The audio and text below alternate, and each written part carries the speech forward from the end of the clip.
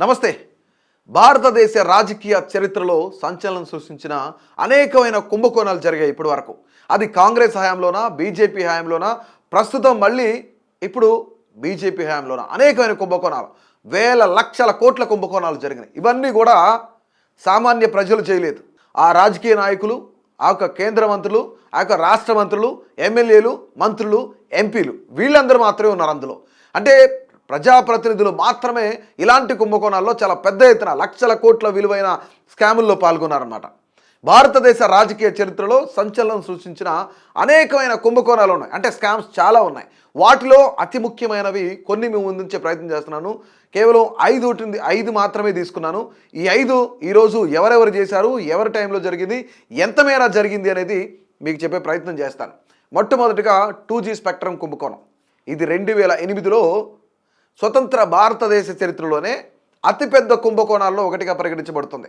ఎందుకంటే ఇక్కడ చాలా పెద్ద మొత్తంలో నిధులు దారి మళ్ళాయా లేదంటే అవకతవకలు జరిగాయి అనేది భారతదేశం మొత్తం కూడా ఒక్కసారిగా దద్దరిల్లింది ఈ యొక్క 2G స్పెక్ట్రమ్ స్కామ్తో.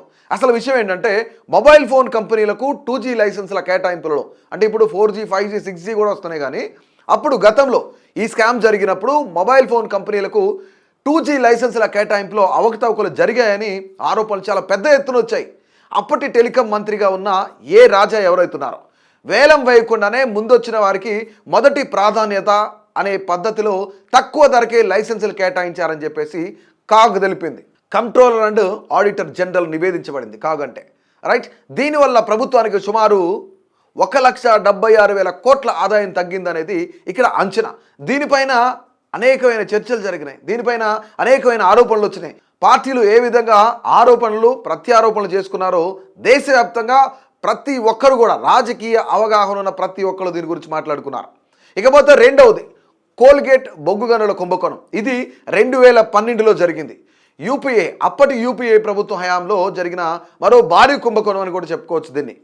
అసలు విషయం ఏంటంటే దేశంలోని బొగ్గు క్షేత్రాలను ప్రైవేటు కంపెనీలకు కేటాయించడంలో పారదర్శకత పాటించలేదనేది ప్రధానమైన ఆరోపణ.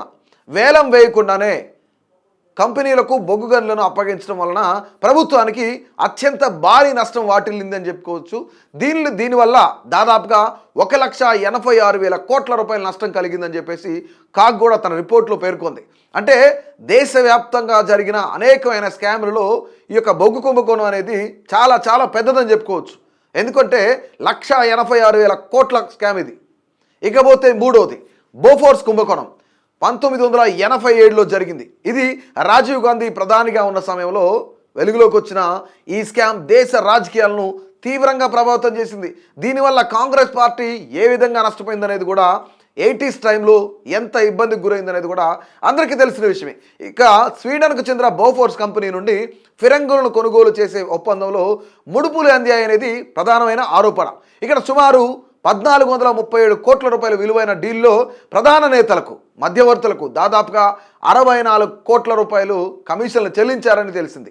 అయితే ముఖ్యంగా అప్పుడు 64 కోట్లు అంటే ఇందులో పర్సంటేజ్ అనుకోవచ్చు, లేదంటే ఈ టైంకి అయితే 100,000 కోట్లు కూడా అనుకోవచ్చు. 87 అంటే ఒక్కసారి ఆలోచన, దాదాపుగా ఎంత పెద్ద కుంభకోణం అనేది, ఈ టైంకి ఎన్ని డబ్బులు అనేది కూడా అందరూ అర్థం చేసుకోవచ్చు. ఈ కుంభకోణం కారణంగా అప్పట్లో కాంగ్రెస్ ప్రభుత్వం పతనమైంది పూర్తిగా. దాదాపుగా కాంగ్రెస్ పార్టీ అయిపోయింది, కాంగ్రెస్ పార్టీ దేశంలో ఇక లేదు అనేంతగా పతనమైంది. ఇక నాలుగవది దానా కుంభకోణం. పశువులు తినే గడ్డిని కూడా, పశువులు తినే దానాన్ని కూడా, అందులో కూడా ఒక పెద్ద స్కామ్ చేసింది అప్పట్లో ఉన్న ఒక ముఖ్యమంత్రి. ఆయన ఎవరో కాదు, లాలూ ప్రసాద్ యాదవ్. ఇది 1996లో బీహార్ రాజకీయాలను కుదిపేసిన అతిపెద్ద పశుగ్రాసం కుంభకోణం ఇది.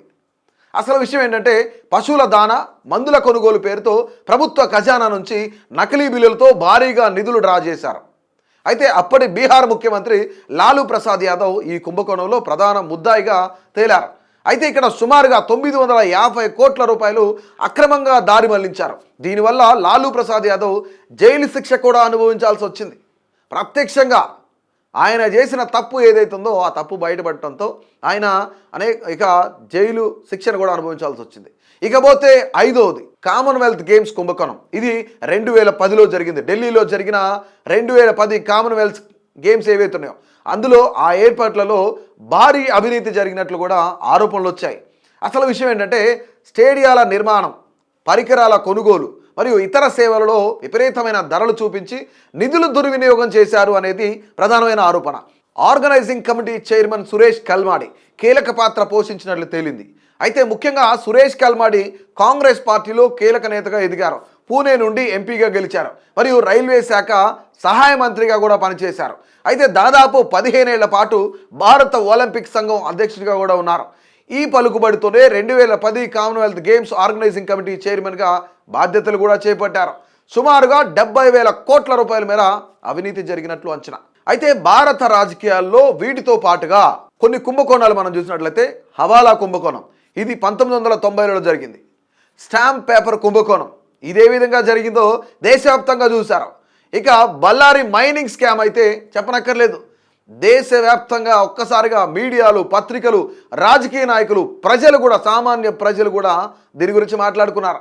ఇక ఆదర్శ్ హౌసింగ్ సొసైటీ స్కామ్, అసలు దీని గురించి అయితే ప్రతి ఒక్కరు ఉదయం లేచిన దగ్గర నుంచి సాయంత్రం వరకు ప్రతి ఒక్కరు దీని గురించే మాట్లాడుకున్నారు.